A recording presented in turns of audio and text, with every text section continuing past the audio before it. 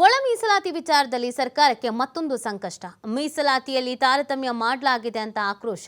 ಬಂಜಾರ, ಭೋವಿ, ಕೊರಚ, ಕೊರಮ ಸಮುದಾಯಕ್ಕೆ ಅನ್ಯಾಯ ಆಗಿದೆ ಅನ್ನೋ ಆರೋಪ. ಪ್ರತ್ಯೇಕ 5% ಒಳ ಮೀಸಲಾತಿ ಕೊಡಬೇಕು ಅಂತ ಹೋರಾಟಕ್ಕೆ ವೇದಿಕೆ ಸಿದ್ಧತೆ. ಫ್ರೀಡಂ ಪಾರ್ಕ್ನಲ್ಲಿ ಶಕ್ತಿ ಪ್ರದರ್ಶನದ ಮೂಲಕ ಎಚ್ಚರಿಕೆಯ ಸಂದೇಶ ರವಾನೆ. ಇತ್ತ ಅಲೆಮಾರಿ ಜನಾಂಗದಿಂದಲೂ ಕೂಡ ಸರ್ಕಾರದ ವಿರುದ್ಧ ಪ್ರತಿಭಟನೆ. ಪ್ರತ್ಯೇಕವಾಗಿ 1% ಮೀಸಲಾತಿ ಕೊಡಬೇಕಾಗಿತ್ತು ಅಂತ ಆಗ್ರಹ. ರಾಜ್ಯ ಸರ್ಕಾರಕ್ಕೆ 1 ವಾರ ಡೆಡ್ಲೈನ್ನ ಎಚ್ಚರಿಕೆಯ ಜೊತೆಗೆ ಅಸ್ಪೃಶ್ಯ ಪದಗಳನ್ನು ಕೈ ಬಿಡಬೇಕು ಅನ್ನುವಂಥ ಆಗ್ರಹ ಕೂಡ ಮಾಡಲಾಗಿದೆ. ನಾಗಮೋಹನ್ ದಾಸ್ ಆಯೋಗದ ವರದಿಯಲ್ಲಿ ಬಳಸಿರುವಂಥ ಪದಗಳು ಸ್ಪರ್ಶ, ಅಸ್ಪೃಶ್ಯ ಅನ್ನುವಂಥ ಪದ ಬಳಕೆ ಮಾಡಿದ್ದಾರೆ. ಅದನ್ನ ತೆಗೆದುಹಾಕಬೇಕು ಅಂತ ಕೂಡ ಇದೇ ಸಂದರ್ಭದಲ್ಲಿ ಆಗ್ರಹಿಸ್ತಾ ಇದ್ದಾರೆ. ಒಳ ಮೀಸಲಾತಿ ವಿಚಾರದಲ್ಲಿ ಸರ್ಕಾರಕ್ಕೆ ಇದೀಗ ಮತ್ತೊಂದು ಸಂಕಷ್ಟ. ಹಾಗಿದ್ರೆ ಎದುರಾಗುವ ಎಲ್ಲಾ ಲಕ್ಷಣಗಳು ದಟ್ಟವಾಗಿ ಕಾಣಿಸ್ಕೊಳ್ತಾ ಇದೆ. ಮೀಸಲಾತಿಯಲ್ಲಿ ತಾರತಮ್ಯ ಮಾಡಲಾಗಿದೆ ಅನ್ನುವಂಥ ಒಂದು ಗಂಭೀರವಾದಂಥ ಆರೋಪ, ಆಕ್ರೋಶ ಇದೀಗ ಹೊರಗೆ ಹಾಕ್ತಾ ಇರೋದು. ಬಂಜಾರ, ಭೋವಿ, ಕೊರಚ, ಕೊರಮ ಸಮುದಾಯಕ್ಕೆ ಅನ್ಯಾಯ ಆಗಿದೆ ಅಂತ ಅವರು ಆರೋಪಿಸ್ತಾ ಇದ್ದಾರೆ. ಈ ವಿಚಾರಕ್ಕೆ ಸಂಬಂಧಪಟ್ಟಂತೆ ಹೋರಾಟದ ಹಾದಿಯನ್ನು ಹಿಡಿಯಲಾಗಿದೆ. ನಿನ್ನೆ ಕೂಡ ಒಂದಷ್ಟು ಹೈಡ್ರಾಮಾಗಳಾಗಿತ್ತು. ಆತ್ಮಹತ್ಯೆಗೆ ಯತ್ನಿಸ್ತೀವಿ ಅಂತ ಹೇಳಲಾಗಿತ್ತು. ವಿಧಾನಸೌಧಕ್ಕೆ ಮುತ್ತಿಗೆ ಹಾಕುವಂಥ ಪ್ರಯತ್ನ ಮಾಡಲಾಗಿತ್ತು. ಸೊ ಈ ಎಲ್ಲ ವಿಚಾರಗಳ ಬಗ್ಗೆ ಒಂದಷ್ಟು ಅಸಮಾಧಾನ, ಆಕ್ರೋಶ ವ್ಯಕ್ತಪಡಿಸ್ತಾ ಇದ್ದಾರೆ. ಬಿಜೆಪಿಯವರು ಕೂಡ ಈ ಒಂದು ಹೋರಾಟಕ್ಕೆ ಸಪೋರ್ಟ್ ಮಾಡ್ತಾ ಇದ್ದಾರೆ. ಸಿದ್ದರಾಮಯ್ಯನವರು ಈ ರೀತಿಯಾದಂಥ ಕೆಲಸವನ್ನು ಮಾಡಬಾರ್ದು, ಅನ್ಯಾಯ ಮಾಡಬಾರ್ದು, ಮೋಸ ಮಾಡಬಾರ್ದು ಅಂತ ಹೇಳ್ತಾ ಇದ್ದಾರೆ. ಈ ವಿಚಾರಕ್ಕೆ ಸಂಬಂಧಪಟ್ಟಂತೆ ಸರ್ಕಾರ ಏನು ನಿರ್ಧಾರ ತೆಗೆದುಕೊಳ್ಳುತ್ತೆ, ಎಚ್ಚರಿಕೆ ಹೆಜ್ಜೆ ಹೇಗಿರುತ್ತೆ ಅನ್ನೋದು ಈಗಿರುವಂಥ ಕುತೂಹಲ. ಯಾಕಂದರೆ ಇದೀಗ ಆಕ್ರೋಶದ ಕಟ್ಟೆ ಉಳಿತಾ ಇದೆ. ಹೀಗಿರಬೇಕಾದ್ರೆ ಒಂದು ಸಂಕಷ್ಟದ ಪರಿಸ್ಥಿತಿಯನ್ನು ಸರ್ಕಾರ ಎದುರಿಸಬೇಕಾದಂಥ ಸಾಧ್ಯತೆಗಳಿದೆ.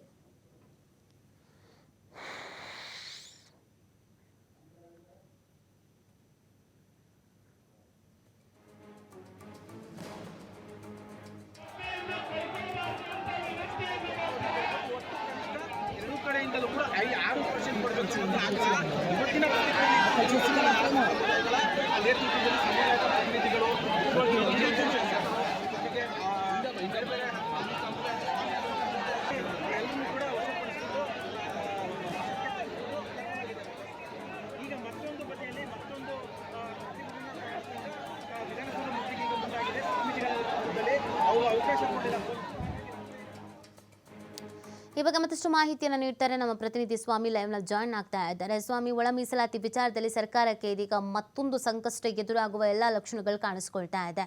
ಸೊ ಹೋರಾಟ ಮಾಡ್ತೀವಿ ಅಂತ ಹೇಳ್ತಾ ಇದ್ರು. ಈಗ ಯಾವ ರೀತಿಯಾಗಿ ನಡೀತಾ ಇದೆ, ಏನು ಪ್ಲಾನ್ ಮಾಡ್ಕೊಳ್ತಾ ಇದ್ದಾರೆ, ಸರ್ಕಾರಕ್ಕೆ ಇದು ಯಾವ ರೀತಿಯಾಗಿ ಸಮಸ್ಯೆ ಆಗಬಹುದು ಅಂತ?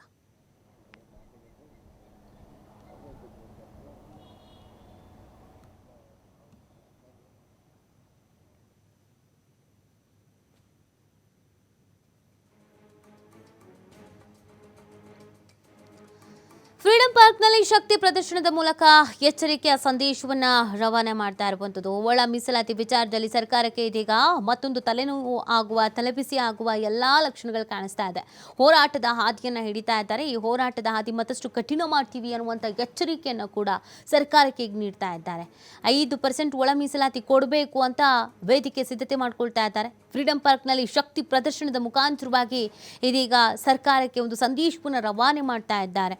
ನಮ್ಮ ಹೋರಾಟ ನಿರಂತರ. ಒಂದು ವೇಳೆ ನಾವು ಹೇಳಿದ್ದನ್ನು ಮಾಡಲಿಲ್ಲ ಅಂತಂದರೆ ಈ ಹೋರಾಟವನ್ನು ನಾವು ಬಿಡೋದಿಲ್ಲ, ಮತ್ತಷ್ಟು ಉಗ್ರ ಸ್ವರೂಪವನ್ನು ತಾಳಬೇಕಾಗತ್ತೆ ಅನ್ನುವಂಥ ಎಚ್ಚರಿಕೆಯನ್ನು ನೀಡ್ತಾ ಇರುವಂಥದ್ದು. ಪ್ರಮುಖವಾಗಿ ಸ್ಪರ್ಶ ಅನ್ನುವಂಥ ಪದ ಬಳಕೆಗೆ ಏನಾಗಿದೆ ಅದನ್ನು ಕೂಡ ತೆಗೆದು ಹಾಕಬೇಕು ಅನ್ನೋದನ್ನು ಆಗ್ರಹಿಸ್ತಾ ಇದ್ದಾರೆ. ಈ ಒಳ ಮೀಸಲಾತಿ ವಿಚಾರದಲ್ಲಿ ಕೆಲವೊಂದಷ್ಟು ಎಡವಟ್ಟುಗಳಾಗಿದೆ, ಅದನ್ನು ಸರಿ ಮಾಡಬೇಕು ಅನ್ನುವಂಥ ಆಗ್ರಹ ಇವರದ್ದಾಗಿರುವಂಥದ್ದು. ತಾರತಮ್ಯ ಮಾಡಲಾಗಿದೆ, ಭೋವಿ, ಕೊರಚ, ಕೊರಮ ಸಮುದಾಯಕ್ಕೆ ಅನ್ಯಾಯ ಮಾಡಿದ್ದಾರೆ ಅನ್ನುವಂಥ ಗಂಭೀರವಾದಂಥ ಆರೋಪವನ್ನು ಮಾಡ್ತಾ ಇದ್ದಾರೆ. ಇವತ್ತು ಸಚಿವ ಸಂಪುಟ ಸಭೆ ಬೇರೆ ಇದೆ. ಇಲ್ಲಿ ಚರ್ಚೆ ಮಾಡ್ತಾರೋ, ಏನಾದ್ರು ನಿರ್ಧಾರಗಳನ್ನು ತೆಗೆದುಕೊಳ್ತಾರೋ, ಅಥವಾ ಸರ್ಕಾರ ಇದನ್ನು ಹೇಗೆ ಬ್ಯಾಲೆನ್ಸ್ ಮಾಡುತ್ತೆ, ಏನು ಸಬೂಬು ಕೊಡುತ್ತೆ, ಏನು ಸಮರ್ಥನೆ ಮಾಡಿಕೊಳ್ಳುತ್ತೆ, ಏನು ಉತ್ತರ ಕೊಡುತ್ತೆ ಅನ್ನೋದು ಪ್ರಶ್ನೆ ಆಗಿದೆ.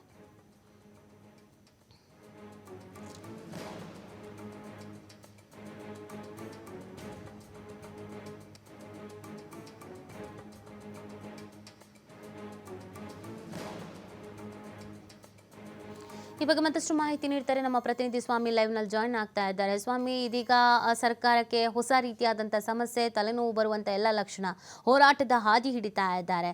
ಸೊ ಬೇಡಿಕೆಗೇನು, ಸರ್ಕಾರದ ನಿಲುವೇನು ಸ್ವಾಮಿ? ನೀತಿ ಸದ್ಯ ಒಳ ಮೀಸಲಾತಿ ಜಾರಿಯಾಗಿದೆ. ಆದರೆ ಒಳ ಮೀಸಲಾತಿಯಲ್ಲಿ ಕೊಟ್ಟಿರುವಂಥ ಒಂದು ಮೀಸಲಾತಿಗೆ ಸಂಬಂಧಪಟ್ಟಂತೆ ಈಗ ಮತ್ತಷ್ಟು ಸಂಕಷ್ಟದ ಪರಿಸ್ಥಿತಿ ಸರ್ಕಾರಕ್ಕೆ ಎದುರಾಗಿರುವಂಥದ್ದು. ಈ ಹಿಂದೆ ಜಾತಿ ಜನಗಣತಿಗೆ ಸಂಬಂಧಪಟ್ಟಂತೆ ಸರ್ಕಾರದ ಮುಂದೆ ಸಾಕಷ್ಟು ಸವಾಲುಗಳಿದ್ವು. ಈಗ ಪರಿಶಿಷ್ಟ ಜಾತಿಗಳಿಗೆ ಒಳ ಮೀಸಲಾತಿ ವಿಚಾರಕ್ಕೆ ಸಂಬಂಧಪಟ್ಟಂತೆ ಇನ್ನಷ್ಟು ಏರುಪೇರುಗಳು ಶುರುವಾಗ್ತಾ ಇರೋವಂಥದ್ದು.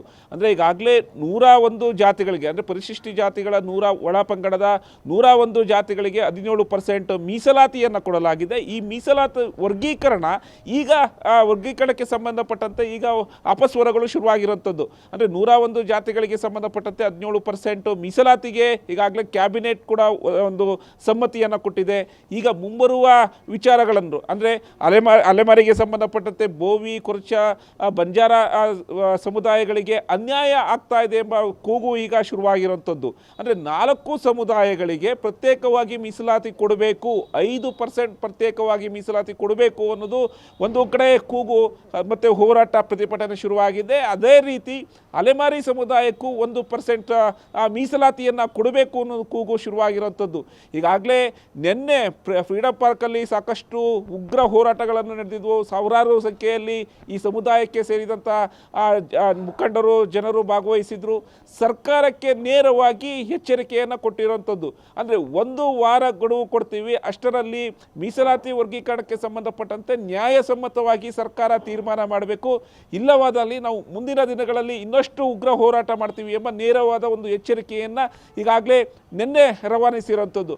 ಅಂದರೆ ಈ ಹಿಂದೆ ಜಾತಿ ಜನಗಣತಿ ಅಂದರೆ ಶೈಕ್ಷಣಿಕ, ಆರ್ಥಿಕ, ಸಾಮಾಜಿಕ ಒಳಗೊಂಡಂತಹ ಜಾತಿ ಜನಗಣತಿ ಸಮೀಕ್ಷೆಯಲ್ಲಿ ಅವೈಜ್ಞಾನಿಕವಾಗಿದೆ ಎಂಬ ವಿಚಾರ ಸಾಕಷ್ಟು ಸರ್ಕಾರಕ್ಕೆ ಸಂದಿಗ್ಧ ಪರಿಸ್ಥಿತಿ ಉಂಟಾಗಿತ್ತು.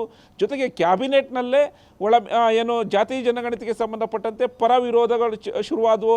ಆ ಬಳಿಕ ಮರು ಸರ್ವೆಗೆ ಈಗ ಸರ್ಕಾರ ಮುಂದಾಗಿರುವಂಥದ್ದು. ಈಗಾಗಲೇ ಎಲ್ಲ ರೀತಿಯ ಸಿದ್ಧತೆಗಳನ್ನು ಮಾಡ್ಕೊಳ್ತಾ ಇದೆ.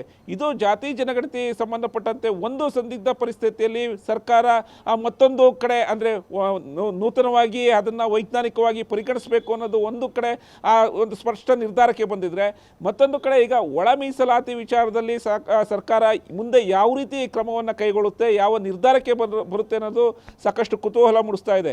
ಯಾಕೆಂದರೆ ಒಳ ಮೀಸಲಾತಿಗೆ ಸಂಬಂಧಪಟ್ಟಂತೆ ನಿನ್ನೆ ನಡೆದಿರುವಂಥ ಪ್ರತಿಭಟನೆ ಸರ್ಕಾರಕ್ಕೆ ನೇರವಾಗಿ ಒಂದು ಚಾಟಿ ಬೀಸಿರುವಂಥದ್ದು ಹಾಗೂ ಸರ್ಕಾರಕ್ಕೆ ಒಂದು ರೀತಿ ತಲೆ ಬೀಸಿ ಆಗಿರುವಂಥದ್ದು. CM ಸಿದ್ದರಾಮಯ್ಯನವರೇ ನೇರವಾಗಿ ಫ್ರೀಡಮ್ ಪಾರ್ಕ್ಗೆ ಬರಬೇಕು, ನಮ್ಮ ಮನವಿಯನ್ನು ಸ್ವೀಕರಿಸಬೇಕು ಅಂತ ನಿನ್ನೆ ಪ್ರತಿಭಟನಾಕಾರರು ಸಾಕಷ್ಟು ಒಂದು ಒತ್ತಡವನ್ನು ಹಾಕ್ತಾ ಇದ್ರು. ಆ ಸ್ಥಳಕ್ಕೆ ಸಚಿವ ರಾಮಲಿಂಗಾರೆಡ್ಡಿ ಅವರು ಬಂದರು, ಮನವಿಯನ್ನು ಸ್ವೀಕರಿಸಿದ್ದಾರೆ. ಆ ಮನವಿಯನ್ನು ಸ್ವೀಕರಿಸಿದ ಬಳಿಕ ನಾನು CMಗೆ ಎಲ್ಲ ರೀತಿಯ ಒಂದು ಮನವಿಯನ್ನು ತಲುಪಿಸ್ತೀನಿ, ಜೊತೆಗೆ ಕ್ಯಾಬಿನೆಟ್ನಲ್ಲೂ ಕೂಡ ಅಂದರೆ ಸಚಿವರ ಜೊತೆಗೂ ಕೂಡ ಸಂಬಂಧಪಟ್ಟಂಥ ಸಚಿವರು ಕೂಡ CM ಜೊತೆ ನೇರವಾಗಿ ಚರ್ಚೆ ಮಾಡ್ತಾರೆ. ಆ ನಂತರ ಸರ್ಕಾರ ತೀರ್ಮಾನ ತೆಗೆದುಕೊಳ್ಳುತ್ತೆ ಎಂಬ ಒಂದು ಸ್ಪಂದನೆಯನ್ನು ಕೂಡ ಮಾಡಿರುವಂಥದ್ದು. ಹಾಗಾಗಿ ಇನ್ನು 1 ವಾರದ ಗಡುವಿನೊಳಗೆ ಸರ್ಕಾರ ಯಾವ ರೀತಿ ಕ್ರಮ ಕೈಗೊಳ್ಳುತ್ತೆ ಅಂದರೆ ಬಂಜಾರ, ಕೊರಮ, ಕೊರ್ಚ ಸೇರಿದಂತೆ ಅಲೆಮಾರಿ ಸಮುದಾಯಗಳಿಗೆ ಪ್ರತ್ಯೇಕವಾದ ಒಂದು ಮೀಸಲಾತಿ ನೀಡುತ್ತಾ ಈ ಮೀಸಲಾತಿಗೆ ಸಂಬಂಧಪಟ್ಟಂತೆ ಮತ್ತೆ ಕಾನೂನು ಹೋರಾಟಗಳು, ಕಾನೂನು ತೊಡಕು ಎದುರಾಗುತ್ತಾ ಅನ್ನೋದು ಸಾಕಷ್ಟು ಕುತೂಹಲ ಮೂಡಿಸಿರುವಂಥದ್ದು ನೀತಿ. ಸ್ವಾಮಿ, ಇನ್ನು ಇದಕ್ಕೆ ಸಂಬಂಧಪಟ್ಟಂತೆ ಇವತ್ತು ಸಚಿವ ಸಂಪುಟ ಸಭೆ ಬೇರೆ ಇದೆ. ಇವತ್ತು ಚರ್ಚೆಯನ್ನು ಮಾಡಬಹುದಾದ ಸಾಧ್ಯತೆಗಳಿದೆ. ಸರ್ಕಾರದ ಮೇಲೆ ಒತ್ತಡ ಹೇರುವಂಥ ಕೆಲಸ ಆಗ್ತಾ ಇದೆ. ಇನ್ನೊಂದು ಕಡೆಯಲ್ಲಿ BJP ನಾಯಕರುಗಳು ಕೂಡ ಹೋರಾಟಗಾರರ ಪರವಾಗಿ ನಿಂತಿರುವಂಥದ್ದು. BJP ಅಧಿಕಾರದಲ್ಲಿದ್ದಾಗ ಹೀಗಿರಲಿಲ್ಲ, ಬಸವರಾಜ ಬೊಮ್ಮಾಯಿ ಅವರು, ಯಡಿಯೂರಪ್ಪನವರು ಇವರು ಪರವಾಗಿ ನಿಂತಿದ್ರು ಅಂತ. ಹಾಗಾಗಿ ಸರ್ಕಾರ ಇದನ್ನು ಹೇಗೆ ಬ್ಯಾಲೆನ್ಸ್ ಮಾಡಬಹುದು ಅಂತ, ಯಾವ ರೀತಿ ಒತ್ತಡ ಅನ್ನೋದಿದೆ ಅಂತ ಸ್ವಾಮಿ? ಖಂಡಿತ ನೀತಿ, ಈಗಾಗಲೇ ಒಳ ಮೀಸಲಾತಿಗೆ ಸಂಬಂಧಪಟ್ಟಂತೆ ವಿಪಕ್ಷಗಳಿಗೆ ಒಂದು ದೊಡ್ಡ ಅಸ್ತ್ರವನ್ನೇ ಸಿಕ್ಕಿರುವಂಥದ್ದು. ಅಂದರೆ ನಮ್ಮ ಸರ್ಕಾರ, BJP ಸರ್ಕಾರ ಇದ್ದಂಥ ಸಂದರ್ಭದಲ್ಲಿ ನಾವು ಸಮಾನತವಾಗಿ ಪರಿಶಿಷ್ಟ ಜಾತಿಗಳಿಗೆ ಮೀಸಲಾತಿಯನ್ನು ಕೊಟ್ಟಿದ್ವು. ಆ ಸಮಯದಲ್ಲಿ ನಮ್ಮ ಮೀಸಲಾತಿಗೆ ಸಂಬಂಧಪಟ್ಟಂತೆ ವಿಪಕ್ಷ ಸ್ಥಾನದಲ್ಲಿಂಥ CM ಸಿದ್ದರಾಮಯ್ಯನವರು ನಮ್ಮ ಸರ್ಕಾರಕ್ಕೆ ಚಾಟಿಯನ್ನು ಬೀಸಿದ್ರು. ಅಂದರೆ ಪರಿಶಿಷ್ಟ ಜಾತಿಗಳಿಗೆ BJP ಸರ್ಕಾರ ಅನ್ಯಾಯ ಮಾಡ್ತಾ ಇದೆ ಎಂಬ ಟೀಕೆ ಟಿಪ್ಪಣಿಗಳನ್ನು ಮಾಡಿದರು, ಜೊತೆಗೆ ಅಪಹಾಸ್ಯವನ್ನು ಮಾಡಿದರು. ಆದರೆ ಈಗ CM ಸ್ಥಾನ ಸ್ವತಃ ಸಿದ್ದರಾಮಯ್ಯನವರು ಇದ್ದಾರೆ. ಪರಿಶಿಷ್ಟ ಜಾತಿಗಳಿಗೆ ಯಾವ ರೀತಿ ಒಂದು ಮೀಸಲಾತಿಯನ್ನು ಕೊಡ್ತಾ ಇದ್ದಾರೆ, ಈ ವರ್ಗೀಕರಣದಲ್ಲೂ ಕೂಡ ಸರ್ಕಾರ ತಾರತಮ್ಯ ಮಾಡ್ತಾ ಇದೆ ಅನ್ನೋದು ಈಗ ವಿಪಕ್ಷಗಳಿಗೆ ಸಿಕ್ಕಿರುವಂಥ ಒಂದು ದೊಡ್ಡ ಅಸ್ತ್ರ. ಜೊತೆಗೆ ನಿನ್ನೆ ಫ್ರೀಡಮ್ ಪಾರ್ಕ್ನಲ್ಲೂ ಕೂಡ ಈ ಏನು ಸಮುದಾಯಗಳ ಮುಖಂಡರಿಗೆ BJP ರಾಜ್ಯಾಧ್ಯಕ್ಷ ಭಾಗವಹಿಸಿದ್ರು ಸೇರಿದಂತೆ ಹಲವು BJP ನಾಯಕರು ಈ ಪ್ರತಿಭಟನೆಗೆ ಸಾಥ್ ಕೊಟ್ಟಿದ್ರು. ನೇರವಾಗಿ ಸರ್ಕಾರದ ವಿರುದ್ಧ ಆರೋಪ ಮಾಡ್ತಾ ಇರೋದು ಪರಿಶಿಷ್ಟ ಜಾತಿಗಳಿಗೆ ಸರ್ಕಾರ ಅನ್ಯಾಯ ಮಾಡ್ತಾ ಇದೆ. ಮುಂದಿನ ದಿನಗಳಲ್ಲಿ ನಾವು ಕೂಡ ಕೈ ಜೋಡಿಸ್ತೀವಿ, ಸರ್ಕಾರದ ವಿರುದ್ಧ ಹೋರಾಟಕ್ಕೆ ನಿಂತ್ಕೊಳ್ತೀವಿ ಅಂತ. ಜೊತೆಗೆ ಒಂದು ವಾರದ ಗಡುವು ಅಂದರೆ ನಿನ್ನೆ ಸರ್ಕಾರಕ್ಕೆ ನೇರವಾಗಿ ಒಂದು ವಾರದಲ್ಲಿ ಸರ್ಕಾರ ನ್ಯಾಯಸಮ್ಮತವಾಗಿ ತೀರ್ಮಾನ ತೆಗೆದುಕೊಳ್ಳಿಲ್ಲ ಅಂದರೆ ನಾವು ಹೋರಾಟ ಮಾಡ್ತೀವಿ ಅಂತ ಹೇಳಿರುವಂಥದ್ದು. ಜೊತೆಗೆ ಇವತ್ತು ಕ್ಯಾಬಿನೆಟ್ ಕೂಡ ಇದೆ.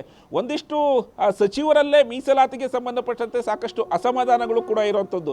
ಅಂದರೆ ಈಗ ಏನು 5% ಪ್ರತ್ಯೇಕವಾಗಿ ಈ 4 ಸಮುದಾಯಗಳಿಗೆ ಅಂದರೆ ಬಂಜಾರ, ಕುರುಮ, ಕೊರ್ಚ, ಅಲೆಮಾರಿ 1% ಸೇರಿದಂತೆ ಇನ್ನು 5% ಬೇರೆ ವರ್ಗೀಕರಣ ಮಾಡಿ ಅದರ ಮೇಲೆ ಒಂದು ಮೀಸಲಾತಿಯನ್ನು ಕೊಡಬೇಕು ಎನ್ನುವುದು ಒಂದು ಆಗ್ರಹ ಆಗಿದೆ. ಹಾಗಾಗಿ ಎಲ್ಲೋ ಒಂದಿಷ್ಟು ಹಿಂದುಳಿದ ನಾಯಕರಿಗೆ ಅಂದರೆ ಪರಿಶಿಷ್ಟ ಜಾತಿಗಳ ಒಂದು ಸಚಿವರಿಗ ಶಾಸಕರಿಗೂ ಕೂಡ ಈ ವರ್ಗೀಕರಣದ ಒಂದು ಮೀಸಲಾತಿ ಸಾಕಷ್ಟು ಅಸಮಾಧಾನ ಮೂಡಿಸಿದೆ ಅನ್ನೋದು ಕೂಡ ಮಾಹಿತಿ ಲಭ್ಯವಾಗಿರುವಂಥದ್ದು. ಹಾಗಾಗಿ ಇವತ್ತಿನ ಕ್ಯಾಬಿನೆಟ್ನಲ್ಲಿ ಈ ಒಳ ಮೀಸಲಾತಿಗೆ ವಿಚಾರಕ್ಕೆ ಸಂಬಂಧಪಟ್ಟಂತೆ CM ಸಿದ್ದರಾಮಯ್ಯನವರ ನಡೆ ಏನಾಗಿರುತ್ತೆ, ಸರ್ಕಾರದ ನಡೆ ಏನಾಗಿರುತ್ತೆ ಅನ್ನೋದು ಸಾಕಷ್ಟು ಕುತೂಹಲ ಮೂಡಿಸಿರುವಂಥದ್ದು. ನೀತಿ. Okay, thank you so much ತಮ್ಮೆಲ್ಲ ಡೀಟೇಲ್ಸ್ಗಾಗಿ.